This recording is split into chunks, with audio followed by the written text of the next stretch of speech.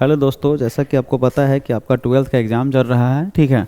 और आज ज्योग्राफी का पेपर था और कल जो वीडियो हम बनाए थे उसमें बहुत सारा क्वेश्चन कहीं ना कहीं आया था। ऑब्जेक्टिव तो बहुत सारा क्वेश्चन मिल गया, सब्जेक्टिव का क्वेश्चन अच्छा गया था। तो लगभग उम्मीद करते हैं कि सारे बच्चे का एग्ज़ाम अच्छा गया होगा। आज जो एक टॉपिक बना रहे हैं हिंदी में, जो जो इम्पोर्टेंट है ना, जिससे ज़्यादा नंबर उठेगा, ठीक है। तो उसका कहीं ना कहीं हम आपको इसमें हम रिवीजन करवा देते हैं। आप इसमें ऑब्जेक्टिव का भी टॉपिक देख सकते हैं, सब्जेक्टिव का। जिसमें एक समास है, समास बहुत ज़्यादा पूछता है, तो समास के बारे में बस 10 मिनट का समय लगेगा, 5 मिनट का ही समय लगेगा और 5 मिनट में आपको हम समास पूरा का पूरा पढ़ा देंगे। देखिए, सबसे पहले जानिए सर समास होता क्या है। तो इसके बारे में इतना मतलब नहीं है, ठीक है, लेकिन हम आपको फिर भी बता देते हैं। एक तरफ से पढ़ना है समास, एक तरफ से पढ़ना है संधि। एक क्या होता है, एक समास एक संधि। दो वर्णों के मेल को सर समास कहा जाता है। जब दो शब्द आपस में मिल जाते हैं तो बनते हैं समास, और दोनों शब्द जब दोनों अलग अलग हो जाते हैं, दोनों क्या हो जाता है, अलग अलग, उसे कहते हैं संधि, ठीक है। क्या कहते हैं, तो संधि। बस यही इसका परिभाषा है, समझ में आया। दो वर्णों के मेल से क्या बनता है, समास, और दो वर्ण जब अलग हो जाते हैं उसे कहते हैं संधि। देखिए यहाँ लिखा हुआ है, समास में दो पदों का योग होता है। दो पदों का योग से बनता क्या है, समास, और दो वर्णों के मतलब दो वर्णों के मेल से क्या बनते हैं, तो संधि बनते हैं, ठीक है। क ख ग आ, ये सब के सब क्या है, वर्ण है, और इसमें पद होते हैं समास में, समझे। आगे देखिए, समास के बारे में जान लीजिए। सर समास का सीधे भाग पूछता है। समास का कितने भेद होते हैं, तो 6 भेद होते हैं। समास का कितने भेद होते हैं, 6। सबसे पहला का नाम है द्वंद्व समास। पहला का नाम द्वंद्व समास, पहला द्वंद्व, नाम याद रखिएगा। दूसरा का नाम द्विगु समास, पहला द्वंद्व, दूसरा द्विगु, तीसरा कर्मधारय समास, चौथा तत्पुरुष समास, पांचवा अवयवी भाव, छठा बहुव्रीहि, ठीक है। बोलिए, पहला द्वंद्व समास, दूसरा द्विगु समास, तीसरा कर्मधारय समास, चौथा तत्पुरुष समास, पांचवा अवयवी भाव, और छठा जो है वो बहुव्रीहि समास होता है। इस सब समास के बारे में आपको हम पढ़ा देते हैं। सबसे पहला जो समास होता है उसका नाम है द्वंद्व समास। क्या नाम है, द्वंद्व समास। इसके बारे में ये ऑब्जेक्टिव में पूछता है, ऑब्जेक्टिव जैसा पढ़िए, ठीक ठीक है।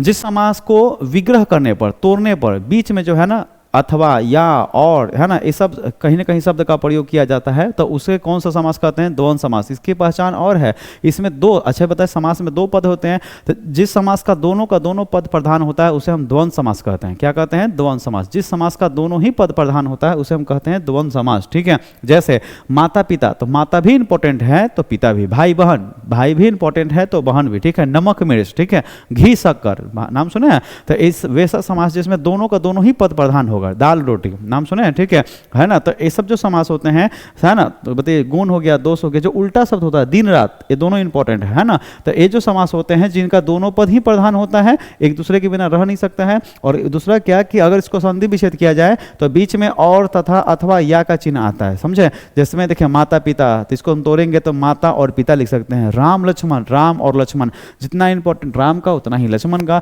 कृष्ण बलराम, मतलब एक दूसरे के बिना अधूरा रहेगा। दाल रोटी, हम बोलेंगे दाल, और रोटी नहीं बोले, तो इंपॉर्टेंट एक तो पद है, एक पद नहीं है, ठीक है। तो देखिए, जिस समास का दोनों ही पद इंपॉर्टेंट होगा उसे कहते हैं द्वंद्व समास, ठीक है। दाल रोटी हो गया, गुण दोष हो गया, भला बुरा हो गया, छोटा बड़ा हो गया, रात दिन हो गया, माँ बाप हो गया, राजा रंग हो गया, सुख दुख, ठीक है।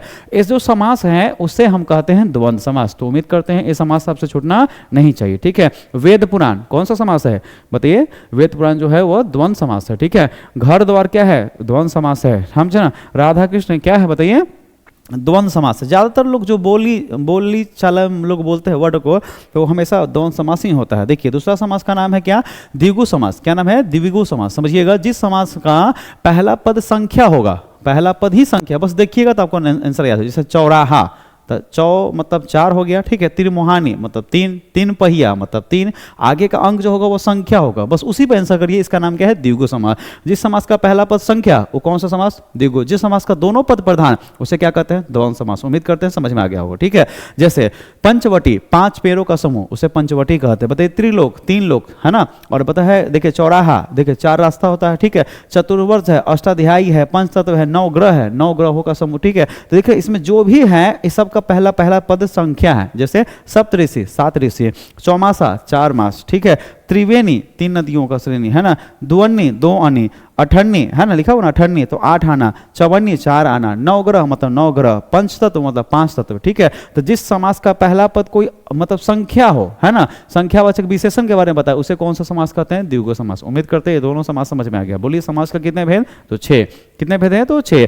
पहला कौन सा समास है बताइए, तो द्वंद्व समास। दूसरा कौन सा है, द्विगु। ये दोनों में कोई दिक्कत आपको नहीं होगा। अब देखिए, तीसरा जो समास है उसका नाम है कर्मधारय समास। क्या नाम है, कर्मधारय समास। कर्मधारय समास में क्या होगा, इस समास को पढ़ने के लिए जान लीजिए, जिस समस्त समास को जब तोड़िएगा तो इसमें विशेषण और विशेषता दोनों बताता है, उसे कहते हैं कर्मधारय समास। जिसमें विशेषण विशेषता दोनों होगा वो कौन सा समास होगा, तो कर्मधारय समास होगा।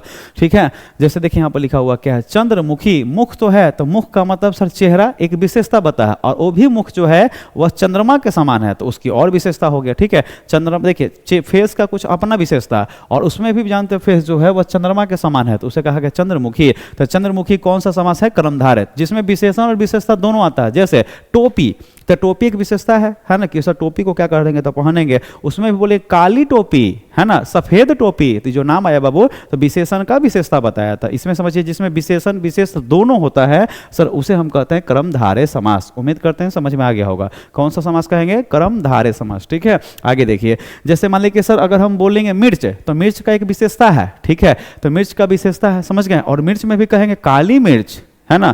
रुमाल, रुमाल का भी एक विशेषता है, उसमें बोलेंगे लाल रुमाल, समझ में आया। ठीक है, तो जिस समास में क्या होगा, विशेषण और विशेषता दोनों होता है उसे कहते हैं क्या, बताइए तो कर्मधारय समास। जैसे बोलेंगे मिठाई, और मिठाई का विशेषता आप जानते हो सर वो मीठा होता है, उसमें बोलेंगे जिलेबी, जिलेबी कैसा है तो गोल है, तो उसकी विशेषता बता रहा है, ये सब चीज है। ठीक है, तो जिसमें क्या होगा, तो जिसमें विशेषण और विशेष दोनों होता है उसे कहते हैं कर्मधारय समास। कंप्लीट हो गया होगा। जल गंगा, गंगा तो है, उसमें गंगा में देख लिखा हुआ है जल रूपी गंगा के बारे में कहा गया। महाराज, राजा तो है लेकिन वो महान है इसलिए कहा गया महाराज। ठीक है, महारानी, रानी तो है लेकिन वो है क्या, महान है, ये सब चीज है। पुरुषोत्तम, पुरुष तो है लेकिन उसमें सबसे उत्तम है ना, तो पुरुषोत्तम हो गया। आगे देखिए इसमें कुछ और है जो इंपॉर्टेंट, जब याद कर लीजिएगा। नीलकंठ, देखिए नीलकंठ जो है कर्मधारय समास भी है, और नीलकंठ जो है आगे पढ़ेंगे तो बहुब्रीहि समास भी आपको आएगा, समझ में आया बात। ठीक है, तो जिस समास में विशेषण और विशेष दोनों होता है उसे हम क्या कहते हैं, तो कौन सा समास, कर्मधारय समास। तो तीन पढ़ लिए, तीनों में कोई दिक्कत नहीं है। पहला का नाम है द्वंद्व समास, दूसरा का नाम है द्विगु समास, तीसरा का नाम है कर्मधारय समास। चौथा जो समास है उसका नाम है तत्पुरुष समास। क्या नाम है, तत्पुरुष समास। तो जिस समास का दूसरा पद प्रधान होगा, दूसरा पद क्या होगा, प्रधान होगा, और पहला जो पद है वह कारक चिन्ह के साथ जुड़ा रहेगा। तो आपको याद तो करवाए थे कारक चिन्ह, कर्ता ने कर्म को करण से, प्रदान के लिए अपदान से। ठीक है, तो लिखा हुआ है कि कारक चिन्ह के साथ जुड़ा रहता है वो कौन सा समास होता है, तत्पुरुष समास होता है। जैसे कन्या, ये दूसरा पद है कन्या। ठीक है, और वो भी क्या लगा हुआ है, देखिए राज कन्या लिखा हुआ, एक क्वेश्चन है, राज कन्या तो मतलब राजा की कन्या, तो की लग गया, ये बताइएगा कारक चिन्ह है या नहीं है, कर्ता ने कर्म को करण से, इसे पढ़े थे। ठीक है, फिर देखिए जल मगन, मगन तो है लेकिन है किसमें, तो जल में, तो ये जो में शब्द आया है एक कारक चिन्ह है। फिर देखिए वात पीत है, बताइए पीत तो है लेकिन किस, बताइए तो बीच में क्या लगा हुआ है, से, तो से क्या है, कारक चिन्ह है ना। तो ये सब चीज है, बाकी बहुत कुछ है। गुणहीन है, हीन तो है लेकिन उसमें भी क्या, तो गुणों से, तो जो से आया है वो क्या है, तो कारक चिन्ह है। तो यह कौन सा समास है, तत्पुरुष समास। एक बात और बताते हैं, अगर जिसका आंसर ना समझ में आए तो आंसर करके आइएगा तत्पुरुष समास, क्योंकि इसका बहुत सारा भाग होता है। देखिए इसका बहुत सारा भाग होता है, इसलिए जिसका ना समझ में आए उसका आंसर क्या करके आइएगा, तो तत्पुरुष समास। आप भी एक पुरुष हैं तो याद रखिएगा पुरुष समास। ठीक है, ये कंप्लीट हो गया। आगे देखिए अगला जो समास है पचमा, जिसका नाम है अवयवी भाव समास। क्या नाम है, अवयवी भाव समास। ठीक है, तो जिस समास में एक्स्ट्रा में कुछ पद जुड़ा हुआ रहेगा, लगेगा सर उसमें कोई एक हटा भी दिया जाए तो कोई प्रभाव नहीं पड़ेगा। जैसे बीचों बीच, इसका मतलब बीच में होता है ना, बीचों बीच का मतलब क्या होता है, बीच में। ठीक है, तो यह जो समास है उसे क्या कहते हैं, अवयवी। अवयवी का मतलब जिसको इधर उधर नहीं कर सकते, आपको पढ़ाए थे अवयव, अवयव का मतलब क्या होता है। ठीक है, तो लिखा हुआ इसका एकदम सीधे यहाँ, ये प्रतिदिन मतलब दिन दिन हो गया, साफ साफ मतलब बिल्कुल साफ हो गया। बताइएगा यथाशक्ति, इसमें देखिए मतलब दो चीज रहेगा, शक्ति इसके साथ यथा लगा हुआ, यथाशक्ति मतलब एकदम शक्ति के अनुसार हो गया। आजीवन मतलब पूरे जीवन भर हो गया। रातों रात, आप रात भी लिखते तो भी चलता, समझ में। जिसमें लगेगा कि आपको एक्स्ट्रा में कोई शब्द जोड़ा हुआ है, एक्स्ट्रा में कोई शब्द जोड़ा हुआ है, वो हमेशा कौन सा समास हो गया, बताइए अवयवी भाव समास। जैसे आजन्म, तो जन्म जब तक हुआ है, जब तक कहीं ना कहीं जन्म हुआ है, जब तक जीवन है उसी को कहते हैं आजी जन्म। बीचों बीच, तो बीच में जानते हैं बीच है, इसके बीच बीचों बीच लिखा हुआ है ना, तो इसमें आपको लगेगा कुछ एक्स्ट्रा जोड़ा हुआ, वह कौन सा समास है, तो अवयवी भाव समास है। आगे देखिए लास्ट जो बचा उसका नाम है बहुब्रीहि समास। क्या नाम है, बहुब्रीहि समास। जिस समास में कोई भी पद प्रधान नहीं होता है, जिस समास में कोई भी पद प्रधान है नहीं होता है, और दोनों ही पद जानते हैं किसी अन्य कहीं ना कहीं संज्ञा शब्द का विशेषता बताता है, किसी और का नाम आएगा, जिस समास को पढ़िएगा कुछ और अर्थ निकलेगा। जैसे दशानंद, रावण को कहा जाता है, दस है आनंद जिसका अर्थात रावण। ठीक है, तो लंबोदर, लंबा है उदर जिसका अर्थात गणेश भगवान। ठीक है, तो जिसका कोई और का नाम निकलेगा वो हमेशा कौन सा समास होगा, बहुब्रीहि समास। इंपॉर्टेंट है। एक वो देखिए जिस समास का दोनों पद प्रधान उसे द्वंद्व समास, जिस समास का कोई पद प्रधान नहीं उसे कहते हैं बहुब्रीहि समास। ठीक है, तो दशानंद, दस है आनंद जिसका अर्थात रावण हो गया। त्रिलोचन, 3 आंखों वाला व्यक्ति, ठीक है, जिसमें क्या आया है तो शंकर भगवान आ गया। चतुर्भुज, 4 भुजाओं वाला है, जिसे क्या कहते हैं विष्णु भगवान। लंबोदर, लंबा है उदर अर्थात किसको कहेंगे गणेश को। पीताम्बर, पीला है अंबर मतलब कपड़ा, जिसका अर्थात किसका विष्णु है ना। फिर बहुत ऐसा कुछ। मृत्युंजय, मृत्यु को जीतने वाले अर्थात कौन है तो शंकर है।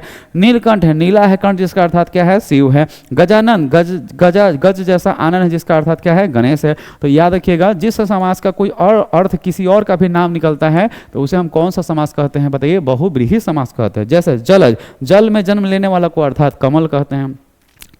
नीरज, नीर मतलब जल ही होता है, नर जल में जन्म लेने वाला को क्या कहते हैं कमल कहते हैं। चार पाए हैं था अर्थात क्या है तो खटाई, खाट को कहा जाता है, ठीक है। सुलोचना, सुंदर लोचन वाले है, उसे क्या कहते हैं स्त्री होते हैं, है ना। तो जिसका कोई और अर्थ भी निकलेगा वो हमेशा क्या होगा तो बहुव्रीहि समास। उम्मीद करते हैं कि आपको इस समझ में आ गया होगा, ठीक है। तो इसमें समास के बारे में कोई दिक्कत है तो बताइएगा, कमेंट करिएगा, फिर से हम आपको बता देंगे, ठीक है। ऐसे कमेंट में ही आपको आंसर बता देंगे। देखिए कुछ टॉपिक और बता देते हैं जो कहीं ना कहीं इंपॉर्टेंट है उसके बारे में। देखिए बताते हैं और क्या, आवेदन लिखने के बारे में आप जानिए। सर आवेदन लिखना बहुत जरूरी है, और आवेदन आपको पता होगा कि सर 5 नंबर का एक क्वेश्चन पूछता है, गलती करके मत आइएगा। ज़्यादातर जो आवेदन देगा सर वह आपके स्कूल के टीचर के पास ही कहीं ना कहीं प्रधानाध्यापक के पास ही रहता है। वह कुछ भी होगा या तो छुट्टी मांगने से संबंधित होगा, ठीक है, या कहीं घुमाने से संबंधित होगा, देखिएगा, या फिर आपका हो सकता है कि सर खेल कूद के लिए कहीं कहीं सामग्री मंगवाने से मतलब संबंधित होगा। तो लिखने का तरीका होता है, देखिए हमेशा आपको हम बताए थे, आपको कोचिंगों में बताए थे, यहाँ ऐसे समझ जाइए। सबसे पहले लिखना है सेवा में, समझ गए। देखिए क्वेश्चन क्या है, मासिक शुल्क माफ करने के लिए प्रधानाध्यापक के पास आवेदन लिखना है। ये बहुत क्वेश्चन, ये बहुत बार पूछा है, सबका लिखाता है एक ही जैसा है। तो सबसे पहले लिखिएगा सेवा में, यहाँ कॉमा देना जरूरी है। सेवा में प्रधानाध्यापक लिखाता है, प्रधानाचार्य लिखाता है, ये हो गया। फिर अपना कॉलेज का स्कूल का अपना नाम लिखिएगा, उसका पिन कोड डालिएगा, इस सब आप याद रखिएगा। जैसे पटना में ही है अपना पिन कोड, जो खगोल में होगा 801105 डालेंगे, ठीक है। फिर विषय लिखिएगा, विषय, ठीक है, और डबल पेन का यूज करना। सेवा में ब्लैक पेन से, इसको ब्लू पेन से, विषय ब्लैक पेन से है। फिर क्या तो किस मकसद से है तो मासिक शुल्क माफ करने, तो मासिक शुल्क माफ करने है। तो फिर लिखिएगा महोदय, यहाँ कॉमा देना बहुत जरूरी है, 2 जगह कॉमा बहुत होता है, याद रखिएगा, एक सेवा में एक महोदय, ठीक है। फिर आप लिखते होंगे यहाँ से, यहाँ तो लिखा हुआ मैं कॉलेज, ऐसा ना आप लिखते होंगे सबने निवेदन है कि मैं फलना कौन सा क्लास का छात्र हूँ या छात्रा हूँ, ठीक है, और अब मुझे परीक्षा फॉर्म भरना है, और मैं अत्यंत क्या हूँ गरीब हूँ, क्योंकि सर इनको तो पैसा मांग रहा है। मैं अत्यंत मेधावी छात्र हूँ, अच्छे छात्र हूँ, है ना, कक्षा में सब छात्राओं से अधिक अंक लाता हूँ। और मैं, देखिए यहाँ पर पैराग्राफ चेंज है, ध्यान रखिएगा, यहाँ खत्म हो गया पैराग्राफ, कोशिश करिएगा चेंज करने का, समझ गए ना। लोग एक ही को लिख देता, आप पैराग्राफ चेंज करिएगा, ठीक है। लिखा हुआ है कि मैं मासिक शुल्क देने में अपने को असमर्थ पाता हूँ, मेरे पिताजी अत्यंत गरीब है, लेकिन मैं मनोयोग्य पूर्वक पढ़कर अपने तकदीर बदलना चाहता हूँ। ये हो गया, देखिए इसी में ये पॉइंट 1 हो गया, एक पैराग्राफ चेंज करके फिर से यहाँ से लिख दिया, आप भी ऐसे ही लिखिएगा, ठीक है। फिर लिखना, अतः आप महानुभाव से निवेदन है कि आप मेरा शुल्क कहीं ना कहीं क्या कर दिया जाए तो माफ कर दिया जाए, ये चीज लिखा हुआ है। उसके बाद देखिए लिखाना है, लास्ट में लिखना क्या है तो आपका आज्ञाकारी छात्र, जो लड़की होंगे छात्रा लिखेंगे, जो लड़का है वो छात्र लिखेंगे, समझ में आ गया। उसके बाद देखिए सर क्या नाम है अपना लिखिएगा, है ना। कोई बच्चा ऐसे और ऐसा नहीं करेगा, जो ऐसा कर दिएगा समझिए सब गड़बड़ है, ऐसा कुछ नहीं, बॉक्स कुछ नहीं बनाना है, ठीक है। सीधे बस अपना लिखना, आपका आज्ञाकारी छात्र, लड़का है तो छात्र, लड़की है तो छात्रा, ठीक है। और अपना नाम लिखिएगा, क्लास लिखिएगा, रोल नंबर लिखिएगा, समझ गए। और जान लीजिए जिस कॉलेज से है, जिस स्कूल से, उसको लिखिएगा। और एक बात और याद रखिएगा सर, ये जो डेट है ना, डेट यहाँ मत लिखिएगा ना, ऊपर लिखिएगा। डेट हमेशा जहाँ ही लिखिएगा इसके साइड में यहाँ लिखिएगा, और कोशिश करिएगा कि सर इसको हिंदी में लिखने का। जैसे मान लीजिए कि आज सर 5 तारीख है, 6 तारीख का एग्जाम है, तो आप लिखिएगा 6 फरवरी 2026, इसको ऐसे लिखिएगा तो आपको नंबर सटीक मिलेगा, ठीक है। उम्मीद करते हैं ये समझ में आ गया होगा। 5 नंबर का चीज़ है, आप बनाइएगा बड़ी अच्छे से, ठीक है। कोई दिक्कत है इसमें, चलिए ये चीज़ हो गया। तो इसमें लेटर बहुत सा है, तो लेकिन आप लिखिएगा, स्कूल के टीचर से ही आ जाएगा, उससे आपका हो जाएगा, समझ में आ गया। अब देखिए एक और हम टॉपिक हम आपको पढ़ा देते हैं, संक्षेपण। क्या पढ़ा देते हैं, संक्षेपण। संक्षेपण से संबंधित जानते हैं सर, 4 नंबर का सवाल पूछेगा। कितने नंबर का, 4 नंबर का, बस एकदम अच्छे से समझिए, आपको समझ में आएगा। संक्षेपण के बारे में जान लीजिए। देखिए संक्षेपण के बारे में जान लीजिए सर, संक्षेपण क्या होता है तो 2 गो पैराग्राफ आपको रहेगा, सबसे आखिरी क्वेश्चन लगभग यही रहेगा, ठीक है। और उसको जानते हैं कहीं ना कहीं संक्षेपण करना होता है, जान लीजिए। जैसे देखिए एक पैराग्राफ है ना, यहाँ पर लिखा हुआ पैराग्राफ दिख रहा होगा आपको। अब देखिए सबसे पहले संक्षेपण आएगा तो उसको पहले पढ़ना है है ना। और कोशिश करना है कि संक्षेपण को एकदम सही दिमाग से एकदम अच्छे ढंग से इसे बाबू 2 से 3 बार पढ़िएगा। एक बार में रिजल्ट आ जाए तो भी पढ़ना है दोबारा, अगर दूसरी बार में तो फिर भी तिबारा पढ़िएगा और सोचिएगा कि इसके में मेन कौन सा बात है जो बार बार बोल रहा है। जैसे देखिए हम पढ़ रहे हैं अनुशासन की आवश्यकता छात्र जीवन के लिए सबसे अधिक है, आपको दिखेगा एक आध वर्ड जो सबसे ज्यादा बार आया है, ठीक है। तो लिखा हुआ है अनुशासन की व्यवस्था आवश्यकता छात्र जीवन के लिए सबसे अधिक है। छात्र विवेक मतलब बुद्धि, संगत श्रृंखला में रहने के आदत डाले हैं, उनकी क्षमता बिखर कर नष्ट न हो पाए इसके लिए छात्रों को व्यवहारिक जीवन में अनुशासन के नियमों को पालन करना परम आवश्यक है। जीवन के हर क्षेत्र में अनुशासन की आवश्यकता पड़ती है। एक चीज देख रहे हैं सर, बार बार एक शब्द आ रहा है जिसका नाम क्या है, अनुशासन। क्या लिखा हुआ बताइए, अनुशासन। देखिए बहुत बड़े अनुशासन शब्द आया है, ठीक है। आगे देखिए लिखा हुआ है क्या है, केवल विद्यालय में नहीं वरन परिवार और समाज में भी अनुशासन का नियमों का पालन करना आवश्यक है। जीवन के हर क्षेत्र में अनुशासन की आवश्यकता है पूरी पड़ती है। पूरी सृष्टि और पूरा ब्रह्मांड में अनुशासन में बंधा है और जीवन में अनुशासन न हो तो हमारे आसानी से अराजकता का शिकार हो सकते हैं। आप देखो बाबू 1 2 3 4 5 6 समझिएगा 6 से 7 बार कहीं ना कहीं अनुशासन आया है, तो इसका मतलब है कन्फर्म ये अनुशासन से संबंधित है। तो इसका हेडिंग डाल सकते हैं छात्र के जीवन में अनुशासन, है ना, ऐसे हेडिंग डाल सकते हैं, लेकिन अच्छा ही हेडिंग डालिएगा क्योंकि हेडिंग से 1 नंबर आपको बाबू मिलेगा, ठीक है। जैसे देखिए लिखा हुआ अनुशासन का महत्व, ये भी हो सकता है ना, या छात्र जीवन में अनुशासन का महत्व ये भी कर सकते हैं, ठीक है। तो ये सब चीजें हैं। तो देखिए अब क्या करना है, जब लिखा हुआ यहां तक वर्ड है तो देखिए बाबू सबसे पहले लिखने का तरीका क्या होता है, सुनिए। ये शीर्षक सबसे पहले आपको लिखना है, ये शीर्षक पहले आपको लिखना है, ठीक है। पहले आपको शीर्षक ही लिखना है, क्वेश्चन नंबर डालना है, सबसे आखिरी क्वेश्चन होगा और हेडिंग में जानते हैं शीर्षक डालिएगा और लिखा हुआ अनुशासन का महत्व तो आप जरूर डालिएगा। जो बच्चा छोड़ के आ गया तो समझिए आपको 1 नंबर मिलने वाला नहीं है, इसी से 1 नंबर तो यही कट जाएगा, अनुशासन का महत्व। उसके बाद क्या करना है बाबू, अब यहाँ वर्ड को गिन लेना है। देखिए कैसे गिना जाता है, हर एक छोटा बड़ा वर्ड को गिना जाता है, समझ गए ना। जैसे देखिए लिखा हुआ है अनुशासन 1 2 3 4, इसको देखिए एगो में गिनेगा। छात्र जीवन है ना, ऑब्लिक जो है यहाँ पर इसको एगो में गिनेंगे तो 4 हो गया, 5 6 7 8 9 10 11 12 13 14 15 16 17 18 19 20 21 22 23 24 25 26 27 28 29 30 31 32 33 34 35 36 37 38 39 40 41 42 43 44 45 46 47 48 49 50 51 52 53 54 55 56 57 58 59 60 61 62 63 64 65 66 67 68 69 70 71 72 73 74 75 76 77 78 79 80 81 82 83 84 85 86 87 88 89 90 91 92 93 94 95 96 97 98 99 100 1 2 3 मतलब 103 हमारे पास कहीं ना कहीं वर्ड आया। देखिए हम गिने भी एकदम सही हैं, है ना। तो इसको नीचे लिखना है बाबू, है ना। लिखना क्या है, इसको याद कर लीजिएगा, कुल शब्द संख्या। इसको 2-3 बार कॉपी पर लिखिए जिससे याद रहे, ठीक है। मतलब इसका बीच में भाग छोड़ देना है, शीर्षक ऊपर लिखना है, ठीक है, और बीच में जो लिखने का चीज है उसको मतलब कहीं ना कहीं, और बाद में जानते इसको देखिए जब गिनिएगा तो मतलब क्वेश्चन में लिख लीजिएगा 103 आया था 103 कर लिए, ठीक है। अब इसे 3 से भाग देना होता था, 3 दिया 1 9, यहाँ बचा कितना था 13, तो 4 दिया 12, मतलब 34 शब्दों में हो जाना चाहिए, ठीक है। 34 शब्दों में इसका हो जाना चाहिए, लेकिन अगर 34 शब्द में नहीं हुआ तो 4 से 5 शब्द, 5 शब्द मैक्सिमम बढ़ता है, मतलब शब्द 5 और बढ़ाकर सर इसी का अर्थ हूबहू लिखना है, लेकिन लिखना है इसी में से लिखा था, लेकिन अपने दिमाग से लिखेगा, ठीक है। जैसे ऊपर का पैराग्राफ हम आपको बोले पढ़ने के लिए तो 2-3 बार पढ़िए, आपको इसका रिजल्ट आपको पता चलेगा, ठीक है। तो सबसे पहले शीर्षक डालना है, उसके बाद क्या करना है कि सर उसे भाग देना है साइड में, तो 34 आया। अब सोचना है कि यही कहानी को इसका जो मतलब वैल्यू है, इसका जो महत्व है सर इसी को जानते हैं 34 वर्डों में लिखा जाए, ठीक है। 34 में 5 ऐड कर सकते हैं, 39 मैक्सिमम 39 जा सकता है, 40 नहीं होना चाहिए, समझ गए ना। इसके बीच में कहीं ना कहीं लिखा जाना चाहिए। तो देखिए इसका शीर्षक पहले लिखाएगा, फिर उसके बाद ये लिखिएगा जीवन के हर क्षेत्र में अनुशासन का आवश्यकता परम आवश्यक है, अपने मन से लिख सकते हैं, ठीक है। छात्र जीवन, पारिवारिक जीवन और सामाजिक जीवन में अनुशासन का पालन अनिवार्य है। कितना अच्छा से लिखा हुआ, पूरी सृष्टि और पूरे ब्रह्मांड अनुशासन में बंधा हुआ। आप अपने दिमाग से लिखिएगा, ये ना कि एक में से जहां तहां अंडरलाइन करिएगा। जो बच्चा जहां तहां अंडरलाइन करके बनाता है उसका नंबर अच्छा नहीं आता है बाबू। 4 नंबर का चीज है, 4 नंबर पूरा उठाइएगा, ठीक है, ये चीज है। अब देखिए जब इसको लिख लीजिएगा, ऊपर में शीर्षक हो गया, बीच में ए भाग पूरा लिख दिए, इसको हम गिनेंगे 1 2 3 4 से जब गिनिएगा तो जानते हैं टोटल 38 आएगा। टोटल कितना आएगा 38, लेकिन लिखने का कुछ तरीका होता है बाबू। ऊपर लिखिएगा शीर्षक, फिर नीचे जब ये पूरा लिखा जाएगा तब लिखिएगा कुल शब्द संख्या। कुल शब्द संख्या, कुल शब्द संख्या कितना आया था 103। फिर देखिए इसको याद करना, ये बच्चे सब भूल जाते हैं, ठीक है। इसका नाम है स्टार का चिन्ह अगर सब बनाइएगा, लिखिएगा प्रयुज्य शब्द जो है इसके फॉर्मूला होते हैं, इसको लिखिएगा जरूर, कुल शब्द बटा 3। कुल शब्द कुल शब्द बटा 3 ये लिखाता है तो लिखाएगा बाबू 103/3, तो कटने पर आ गया 34। इसको हर वो बच्चा करके आएगा, ठीक है। प्रयोज्य शब्द जो है कुल शब्द बटा 3 करिएगा फॉर्मूला पे, ठीक है, और इसको करिएगा भाग। अब क्या करिएगा, इसके बाद एक और लिखिएगा, ठीक है, जिसका नाम है प्रयुक्त शब्द। ये प्रयुक्त शब्द क्या होता है समझिएगा। कितने बच्चे को हम देखे हैं कि प्रयुक्त शब्द में वही लिख देता है जितना सर यहाँ भाग देने पाता, वो गलत है।